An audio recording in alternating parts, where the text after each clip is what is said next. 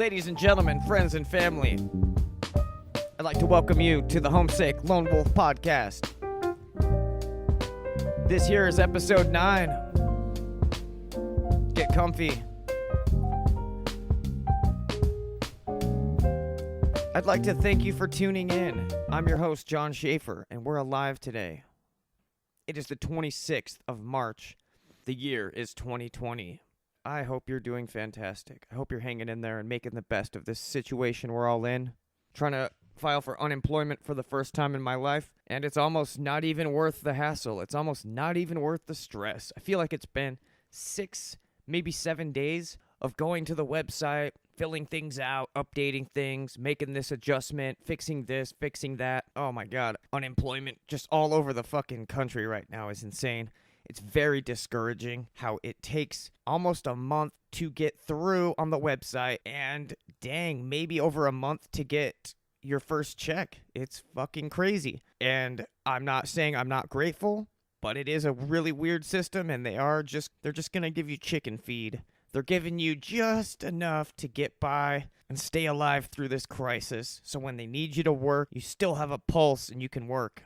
They're just kind of letting us barely get by. It's a really weird thing. A lot of people are discouraged because it takes such a long time and it's such a lengthy process. And you do also have to go it's like you have to also create an account with Department of Labor in your county or state or city. And you have to provide weekly proof that you are looking for a job and that you're actively searching for a job. Which is fucking weird right now because we can't do that.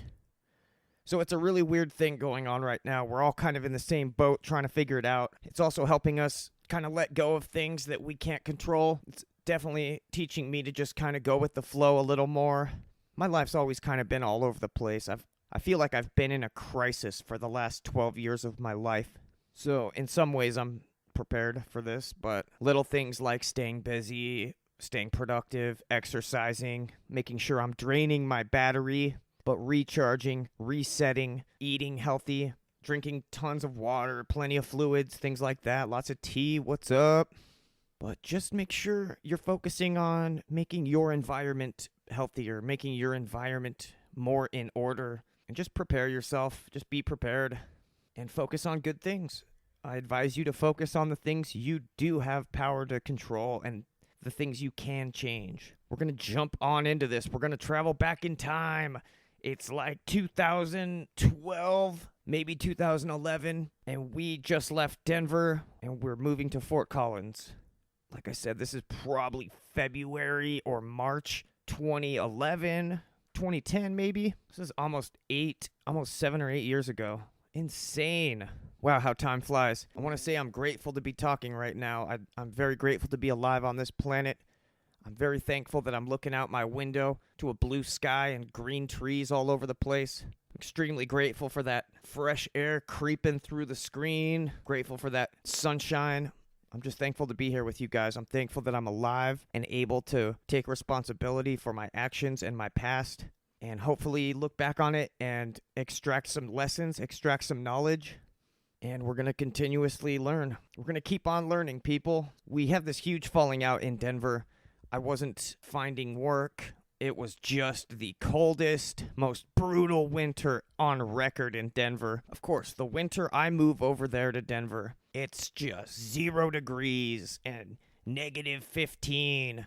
And I've got to push myself outside to go find work. It's like just kind of getting acquainted with Craigslist. Just kind of messing around with Craigslist and learning how to build a resume and things like that.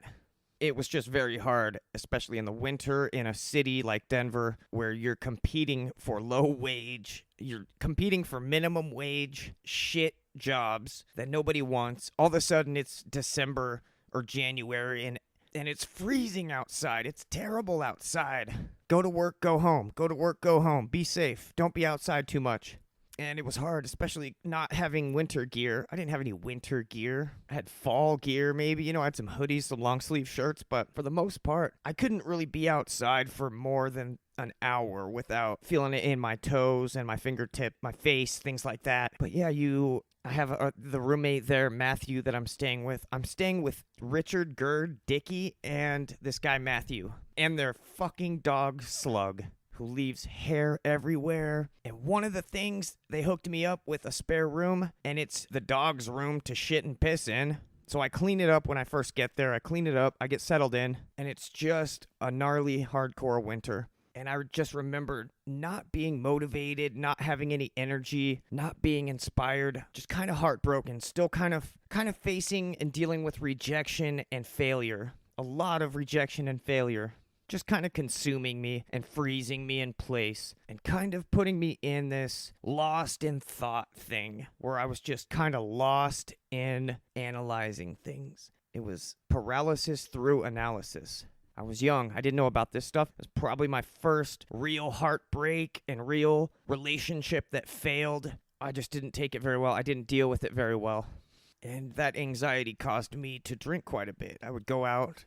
Dickie and I would go out quite a bit and drink and meet people and laugh about things and shoot the shit, tell some comedy, tell some jokes, and try to stay positive through it all. We definitely listened to a lot of music together, drank a lot, and just talked about things. But the worst thing looking back now is just how we didn't have a clue where to start. We didn't have a plan. We weren't really focused on doing the right things. Feel like we were still kind of in that young period where we were trying to grow up, but we really didn't want to let go of our youth. We still wanted to party. We still wanted to be young, meet girls, laugh all night, have drinks, go to rock shows, go to concerts, be up all night, get up the next day and do it all again. Just terrible falling into those habits. You don't want to be one of those people that wakes up at 3 p.m. every day and gets ready slowly for 7 p.m. when they go out again.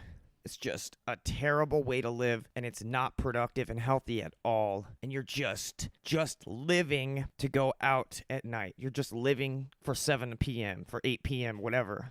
It got out of hand after a while. It was just days and weeks of just, I don't have any food, I'm hungry, I don't have any money, I don't have any cigarettes, I don't have a job, I didn't have anything to show, I didn't have anything anybody wanted, and it was really hard to get into another relationship. It was super hard. I was meeting lots of awesome, attractive, smart girls in Denver, but I was a wreck, and I was just messed up and couldn't focus and couldn't hold down a good conversation. I was just focused on everything I had lost, not focusing on what's in front of me. And I totally had an opportunity to go to Denver, focus, work hard, build, get into a place, get myself back on track and on my feet again. But it was very hard dealing with that breakup and the feelings of failure and the feelings of no purpose and just not having a plan, not having any goals. It just created a lot of ups and downs and a lot of uncertainty in my life. You do that enough, you're not being productive, you're not using your resources around you, you're not making any progress. So naturally, Dickie and I got into some arguments and some fights. He was getting pretty annoyed with me. Levi was in town that one day and got in some kind of a brawl, got in a fight. That's pretty much around when I was out for a walk a couple days later and just get a text from Matthew saying, yeah, all your stuff's by the dumpster. I'm hanging out with this girl downtown Denver. Stay with her for a night. She's just very out of control as well, and just all over the place, and destructive, and compulsive. And I was just like, man, I need to fucking be around smart people. I need to be around somebody that can help me. I need to be around somebody smart and healthy, and somebody that's got good intentions. I need to be around somebody with good intentions. But I was stuck, and misery loves company, and I never really knew what that meant. Till you're just alone for so long. You have nobody to talk to, and you have no human contact, no human interaction. You can start getting some real intense mental health issues if you're not staying active in your community, if you're not staying active with your relationships, reaching out to people, learning. Like, it's weird. If you're not moving forward, you're staying still and you're rusting. And if you don't use it, you lose it. And that is so true with lots of things. Just being able to hold a conversation, being able to speak with somebody, being able to listen to somebody. These are the things that go away. your confidence goes away. Your ability to read people and read energy, read body language, everything goes away. It's like, for me, the comedy thing, I've always liked joking around and telling stories and jokes. So that was a real big thing for me, was not being around friends and family, not being around my younger brothers and my friends back in Durango, where we just laughed all the time. We were just laughing a lot and telling jokes and telling stories and celebrating good times. And it just turned into this. I'm broke. I'm hungry. This isn't fun anymore. I don't have anything to show. Every girl I meet is like, you're a total loser if you don't have a job and you're staying with your friend. Like, you're a total loser now. Like, I had no chance. I was such a wreck. My life was in such chaos. I stay with this crazy girl downtown. She's gnarly. I need to get out of the city. I finally realized that maybe I need to just get out of this city and be somewhere where I can think and focus a little bit more. Somewhere with not so much anxiety and things coming at me. Just so much coming at me in the city there of Denver, especially being broke and hungry and jobless. You start to get a little bitter, start to get resentful. You start looking at people in their suits and in their nice cars, and you start to kind of get bitter, talk shit about people that have things, and talk shit about people that are happy because you're not happy. So it was a lot, and Dickie and I had our falling out, and I went and stayed with a friend downtown. She was fucking crazy, and I needed to get away from the craziness and the mayhem and the city. Got a hold of Levi, who's living up in Fort Collins with his girlfriend at the time. They come down, they pick me up in Denver. We cruise out to Fort Collins. It's awesome. I'm leaving Denver, finally. I'm leaving Denver. I'm leaving the city behind me. Going to somewhere a little more calmer. Going somewhere a little more pleasant. And we go to Fort Collins, Colorado, just maybe an hour or two north of Denver. Didn't know anybody there. I kind of got online and tried to figure out if I knew anybody out there. And nobody replied, nobody responded. I don't think anybody was really in Fort Collins. But I started walking around a lot. I didn't have money to ride the bus, so I was walking so much. I was just on my feet exploring. Going to this reservoir and meditating and just thinking and breathing and chain smoking cigarettes, drinking alcohol at the reservoir, just jamming music, listening to a lot of music, and just walking around. Almost like I was waiting for something to happen, or I was searching for something that didn't exist.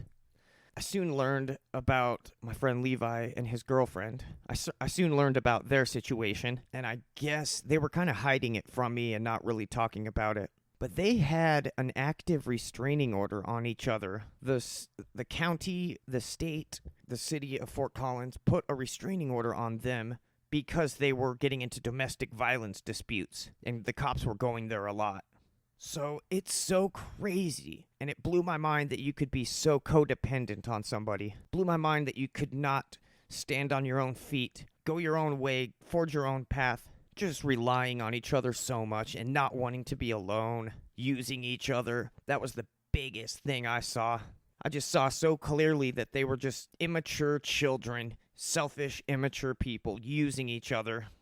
And about a week after being there, I was trying to find some weed. I really needed to smoke some weed.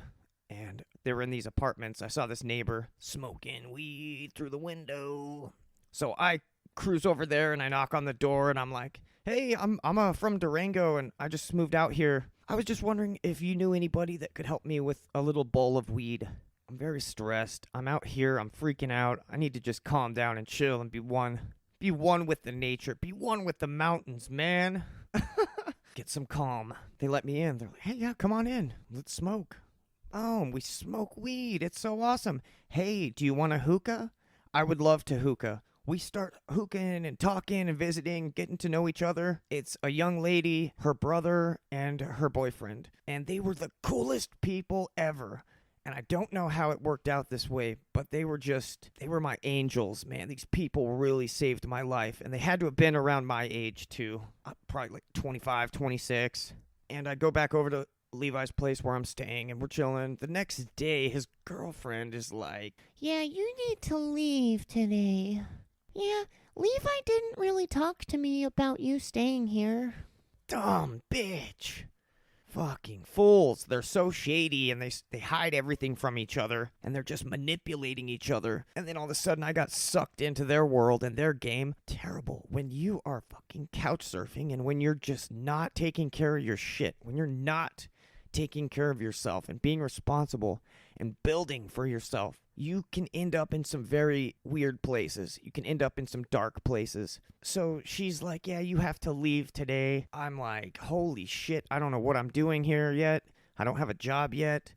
I would go out and apply at places and get the job, and they'd be like, cool, can you start tomorrow morning? Yes, totally, I'll be here. I would go home, get trashed. I would drink. Then I'd wake up drunk and hungover and sick. And I would just be so depressed the next day. And I would just not go. I would blow it off. And I did that with like maybe 4 or 5 jobs. And I totally could have focused. I totally could have focused and gotten myself on my feet, used the opportunity around me, and made something there. I could have made something there out of nothing. I felt so detached from everything. And I felt like everything was not within my reach. So I figured I would just explore and wander. I figured maybe I shouldn't get a job right now. Maybe I should just focus on surviving and meeting somebody to let me stay with them. So all of a sudden, my world shrank even smaller, and it was just about survival. This put me on the streets. This move put me on the streets of Fort Collins because these idiots didn't have their shit together at all, and I was relying on somebody else. I was relying on immature people that didn't have a fucking clue. I probably had more of a clue than them, but they had a home, and they were saying things like, aren't you sad that you're like 25 and you don't have a family yet? I just think it's very low frequency. It's a low frequency thing, and people like that are basic to me. They're very basic. They're just simple people, I call them. They're going to do what their parents did. They're going to do exactly what their parents and their grandparents did. And if anyone does anything different, they must be off track. The neighbors I went and asked for some weed were very kind people, and I explained to them my situation. They totally said, well, dude, you can stay on our couch if you need to. So awesome. I'd go there at the end of the days. I would just spend most of my time outside. I didn't want to be around too much. I didn't want to just kind of hang out at their house, take up space. So I tried my best to leave every morning and just go into town, meet people, meet homeless people, and converse with people on the streets, try to find some good, decent restaurants to work at. But of course, I would run into somebody and they would want to drink. Yeah, hey, well, let's hang out. Let's get a beer. Do you drink? I'm like, fuck yeah. Yeah, do you want to get a beer? You want to drink? I was always like, yes, for sure. Let's do it. Because in the back of my mind, I also knew I have to converse as much as I can. I have to rub elbows with people. I have to open up and explain what's happening, and I can't misrepresent myself. I can't scare them off or offend them. And just days and days and weeks of walking around Fort Collins. There was this girl at a coffee shop that let me stay with her as well. Well, see, there was this coffee shop that Levi worked at, and he was like, yeah, dude, you should just come by the shop and hang out anytime, because we're open all day. You can hang out here. So I would hang out at this fucking coffee shop. I was hanging out at this coffee shop in Fort Collins every day, all day for about 2 weeks. And they had alcohol there, so I would be drinking too, midday in the mornings, whatever. I would drink all day and just sit on my computer and try to figure out what the fuck I was doing. Just walking around, trying to find somewhere to stay, and I meet this girl at the coffee shop. She's like, you can come stay with me for a couple weeks. It's all good. Awesome. That way I don't overdo it with those other people. Now I have 2 places where I'm kind of staying at, but I'm trying not to ruin any of it. I'm trying not to eat all their food and throw up and make a mess. I would just get trashed at the coffee shop. It'd be like 8, 9 o'clock, and I would walk around neighborhoods in Fort Collins. I would just walk around neighborhoods listening to music, getting some sunshine, listening for music. I was listening for loud music, and I was trying to locate party people. And I would find them. I would find these parties and people drinking out front, having beers in their backyards and blasting music. Hey, what's up, guys? Hey, mind if I join you guys? Can I hang out? Start meeting people, drinking all night with people, having a blast. Wake up on some stranger's couch. Hey, what's up, man? Thanks for letting me stay last night. That's awesome. Yeah, man. You need dropped off anywhere? We're going to go get something to eat. Yeah, cool. Just drop me off downtown. That's great. You can drop homeless people off anywhere. So I'm walking around. I link up with this dude about my age. He's got to be like 25, 24. And he's just this hippie dude. Total hippie, wanderer, hitchhiking. I start talking to him and hearing his story. And I'm like, Jesus Christ. I'm kind of doing the same thing. But I didn't plan on it. I didn't plan on like hitchhiking and exploring and traveling and wandering, and I didn't think about doing that at all. It just kind of happened. And after being kicked around in the city, I just really needed to reconnect with nature. So this little town of Fort Collins was fucking perfect. Mountains, sunshine, nature, good people, nice people, very kind people. And I did. I feel like I ran into the nicest people in Fort Collins. That family that opened their door up to me, they were just so amazing and awesome. Such great people. And I remember my uncle in Baltimore had a check for me from my last job, or my last week of work there when I was out in Baltimore. And I didn't have a good address for him to send it to. I didn't have a good, solid address. So he sent it to Denver, and they resent it back to him. And somehow he got a hold of me on email or Facebook or something. And he's like, what's your address? I have a check here for you. I'm like, oh my God, awesome. I could really use that. I'm freaking out and I'm in a bad place. So he sends this out to me. It takes about maybe 6-7 days. So I was just hanging in there. Boom, this check shows up to Levi's house. And the people I'm staying with, their dad works for the mail. I was staying with them, and he shows up one day and he's like, hey, this is for you. He's like, it's addressed for next door. They said you don't live there anymore and that they don't know where you are. I'm like, oh my God, you totally have a check for me. You're the mailman. Oh my God, it just worked out. It was great. So boom, I had a couple $100 in my pocket. I was able to eat. And I just kind of got sick and tired of this whole thing. I was just wandering, wasting time, getting drunk and sick and hungover and sleeping all day like a loser. So I get this light bulb moment, and I'm like, why the fuck don't I go back to Durango? I had so many awesome people there and very good things going there. Yeah, still the behavior and the thought patterns, oh my God, it was all still there. I thought I had learned a lot. I thought I had suffered a lot, and it was a good time to go back and maybe regroup and reset. And I get online, I get on Facebook, and I'm asking if anybody's out in this area, if anyone's going from Denver to Durango anytime soon. And someone hits me up and they're like, yo, you need to get a hold of my boyfriend because he's coming down from Fort Collins in a couple weeks. I get a hold of this dude. I fucking went to high school with him. Super awesome to reconnect with him. But yeah, he's like, dude, I'm leaving in like 17 days. So I had like 2 or 3 weeks to just kill time in Fort Collins. And I just walked around and met tons of people and drank with people, and it was just kind of this chapter where I disconnected from the rat race and I just existed and wandered and traveled. I was like this traveler with no destination in mind. And it felt kind of good. I kind of enjoyed it. There were some times where I was like, this is just so much more pleasant. I'm just existing. I'm just being. I'm not running around competing with people. I'm not getting jealous of people. The anxiety levels were lower. I was able to breathe. I was able to go on hikes and go see nature.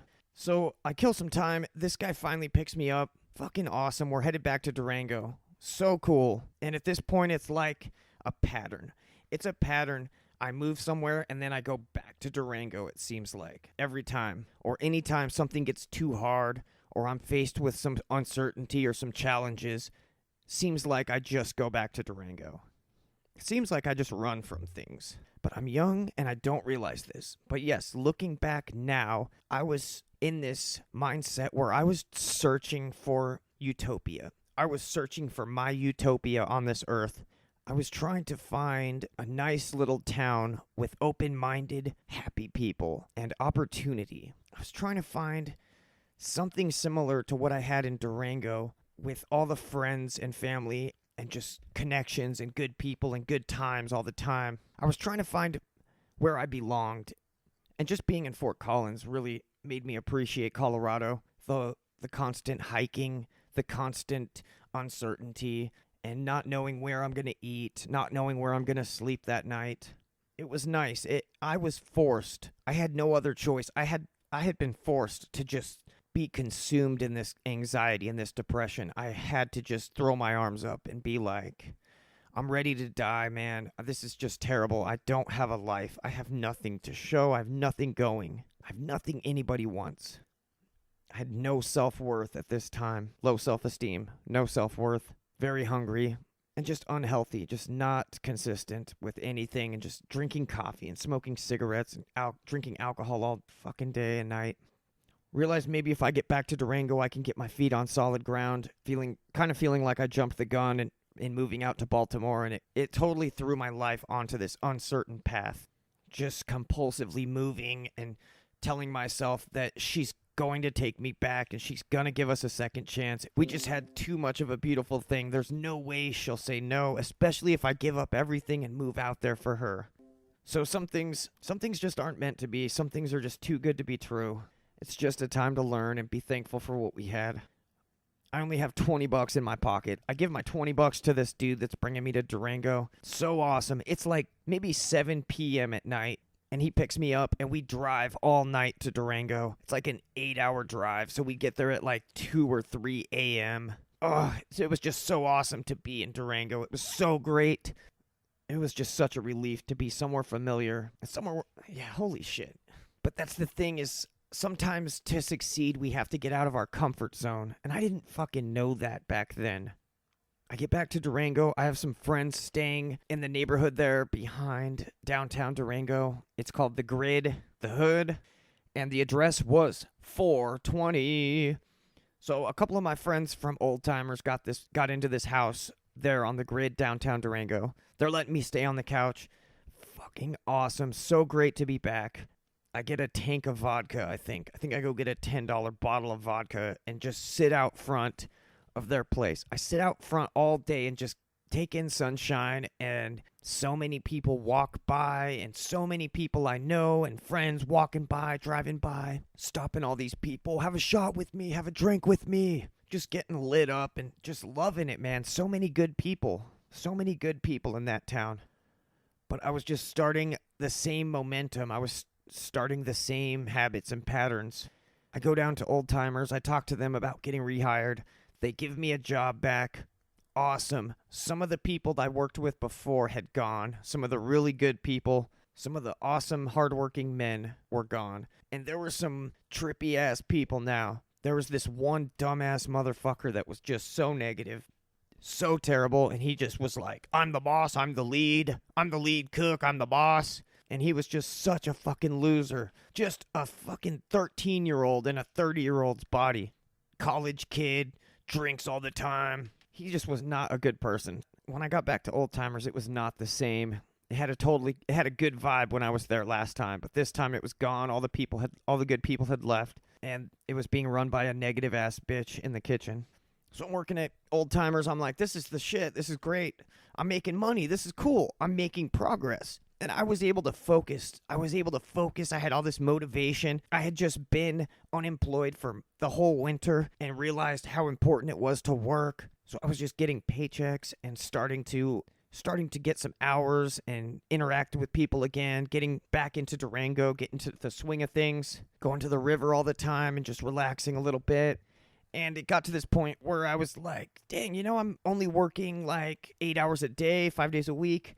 Maybe I could get a second job. This is the first time I went and actually got a second job. I think it was from being so helpless and so lost for so long and not having any opportunity and not taking any steps towards progress that really had me fired up this time around.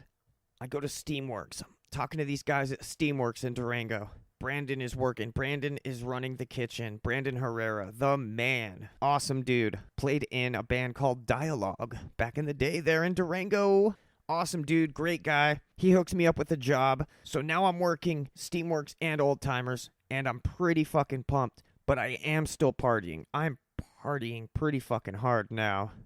anytime one of my younger friends or older friends, hey, you want to go do this? Want to go do that? Want to go to this party? Yes, let's go to a party. Let's go to the party. And there was a few times where I was just drinking a lot, man. Drinking way too much and blacking out at these parties and then just being a fucking asshole. Blacking out and then just being a bitter, negative person. There seemed to have been a lot of underlying issues and things that I was not addressing. There was a lot of things I was pushing down and burying deep within. There's this kid, Coley, and I believe he has passed away. I think he's no longer with us, but there was this kid, Coley, there in town. Dickie and I knew him pretty well, and Coley was addicted to opiates and pain pills, but he came over one night to the 420 place I was staying at. I'm like, hey, you want to have a drink? Want to have a shot? Yeah, sure, man. Comes inside. He grabs the bottle of vodka and starts drinking it like it's water. That memory has been with me for a long time because it just showed me how I was acting and what it looked like when I would grab the bottle and just drink it like that. Very destructive. And I believe maybe recently, it had to have been the last 5 years. I feel like it was about 2 or 3 years ago. But I believe he was drunk on a roof downtown Durango, and I think he fell off of this roof and he died. I believe that's what happened with Coley. But he just reminded me a lot of how I was acting and my compulsive behavior, my destructive addictions. Just seriously reaching towards death. You're like running towards death. And it made me think about suicidal behavior and living in a suicidal manner. It doesn't mean you're cutting yourself. It doesn't have to mean that you're cutting and bleeding and hurting yourself. It doesn't have to be physical. It can be that you are living in a way that you don't care if you live or die. And suicidal thinking process and thought patterns. It's just you behave like you don't care if you die. And you act very destructively because you do not care. It's this point where you just don't give a shit anymore. And you don't care if you live or die. And then just looking to numb out. And there is no moderation in that world. And there's no balance in that world. My good friend Adam was working at Old Timers, and I think when I got back, he was gone and not working there. So that was one of the good guys that was there. Not there anymore. Adam Sofel, really good guy. Awesome. He hooked me up with the job there at Old Timers, but he wasn't working there anymore. So things kind of got a little trippy. I didn't want to live around these ladies anymore. It was a house with 3 girls and 1 dude, and the one dude was this loser from Old Timers that thought he was the head honcho, the big shot at Old Timers, because he was dating one of the girls at the house. I get a hold of my buddy, Max. Max is the fucking man. I love him. He's my brother till the end. And he's like, yo, cousin, I got a couch for you. He's living with 2 really awesome dudes, Lincoln and I forgot the other dude's name, but just awesome dudes, man. My age, my style. They're grateful. They're respectful of others. Just very kind, down to earth, educated, smart people. These are the guys I needed to be with. We would cook all the time. We would cook dinner and lunch for each other and just eat together all the time. Go ride bikes together, go downtown and eat and drink, smoke tons of fucking weed, listen to 3-6 Mafia together. But Max and I, we have this love for heavy music and hardcore music, and we just shred any time we have the chance. Partying with Max was different than anybody else because he was on this level, man. He was passionate and alive, and I love that about him. And him and I would just drink and fucking headbang and air guitar and jump off of shit. God, hug each other and high five, and oh, it was wonderful. It was a blast. I'm getting goosebumps talking about these old memories. Just hanging out with Max and living to the fullest, man. Great guy, great group of dudes. They let me stay with them over there on the couch. And at some point, I got super messed up at a party and woke up in some random car. And, oh, hey, it ends up being this girl that I work with at Steamworks. We drive back into town, and I get a phone call, and it's like, dude, you missed your shift last night. I'm like, oh, holy shit. I did not know I worked last night. Who is this? This is so-and-so at Steamworks. Oh, Steamworks. Okay, cool. So I go to Old Timers, and that dude, the guy who's a total bitch, was just kind of being like, Yeah, man, you didn't stock or anything. You didn't do any of the prep I asked you to do. This place is in shit condition. Damn, you fucked me, man. So I was kind of like, dang, you're a loser. I don't need any of this. He acted like that and made this scene in front of customers, in front of other employees. And I just laughed at him, clocked out, and left. I go over to Steamworks and I'm like, I could be full-time over here and I want to roll full speed with you guys. Steamworks was a different world. Old Timers was fun and it was cool and it was fast food, fast, delicious American food. But Steamworks was different because there was like 12 or 13 of us in the kitchen. And it was organized, and there were stations, and there was a floater, and there were prep cooks. It was just a whole nother world to go from this little cafe over to Steamworks, where they're making entrees, and they're sautéing, and they're smoking their own meats, and they're doing all this awesome stuff. And I was just starting to focus on cooking. I was just kind of focusing on it. I was like, hey, if I'm good at this, and it's providing me income, and I can go in any state, any town, any city, and go to a kitchen and adapt and respect everybody around me and respect the food and the ingredients and the kitchen, then you can build something there. You can make something there. You can create a family and a kitchen family and a restaurant family. Then they can provide you with things that you need to be successful. And they can provide you with knowledge and training and learning and exposure to new things and learning how to be a team member, learning how to be a leader. It was just life-changing making the move over to Steamworks. And that's when I started taking cooking a lot more seriously. That's when I kind of made the adjustment from a line cook and from just trying to pay my bills into an aspiring chef. This is when I realized that cooking can save my life. Cooking can give me a reason. Working in the kitchen can give me pride and all these meta needs, all these non-physical needs that we need to feel important and to feel like we're growing and evolving. I'm going to pick up right where I left off next time on episode 10. This is episode 9 of the Homesick Lonewolf podcast. I hope you enjoyed our time together. I sure did. I want you to know that I love you and I believe in you. And it's gonna be okay. I need you to do me a favor. I need you to go out there and have a special day. I love you, America. Thanks for listening. This is Homesick Lone Wolf Podcast, episode 9. This is your host, John Schaefer, signing off. Be kind to each other.